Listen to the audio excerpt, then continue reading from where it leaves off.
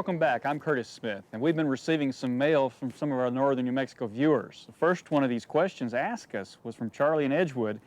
He said his lettuce and spinach have come up in his garden, but they're thick as hair on a hound's back, and he wonders if that's going to hurt him. We're still here with George Dickerson, so we'll ask George your question. George, you have any advice for Charlie? One thing I like to do is go in here and thin this time of year, and I like to thin several different times till eventually these plants are about, possibly 6 to 8 inches or so apart. It's also a good time of year to go in there and side dress with a little bit of nitrogen fertilizer. We want to go in there and incorporate that down into the soil and also take out any weeds that might be in the area like this.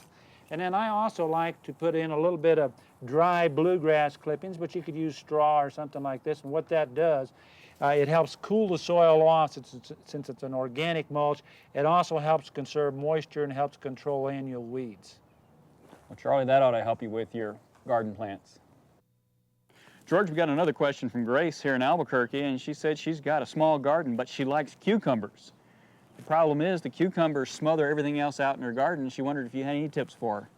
Well, Curtis, one of the things you need to do is think of your garden not just in terms of the horizontal, but think of the vertical.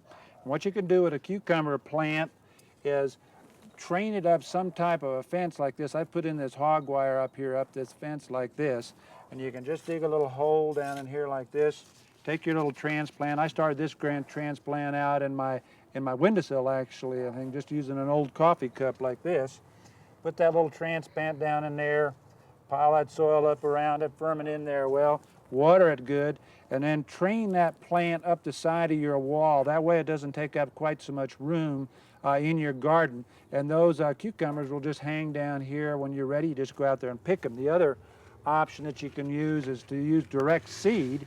Just take the seed like this, dig a small little hole like this, put some seed in there, firm that soil up around it, water it good, and then what I like to do to keep that thing from drying out and to warm it up, I just take this little plastic container like this, I've cut the bottom out of it, put it over the top of it, move it, put it into the soil a little bit, acts like a little greenhouse.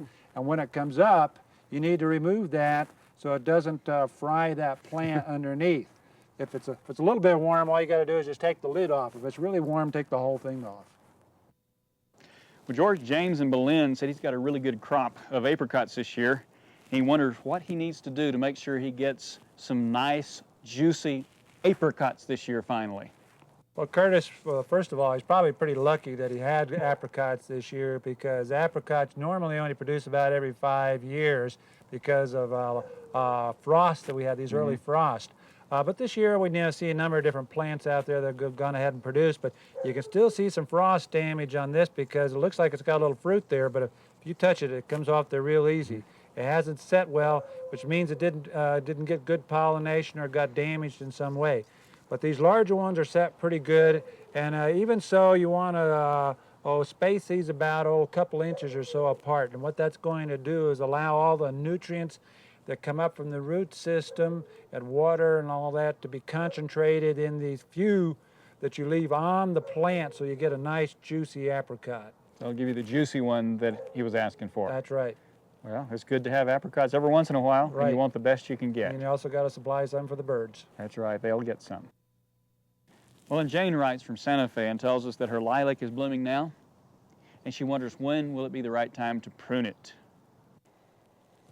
Well, Jane, I'm glad yours are blooming right now, which means you did not prune them at the wrong time. If you had pruned them last fall, you would have cut these flowers off. These flower buds are formed in the late summer.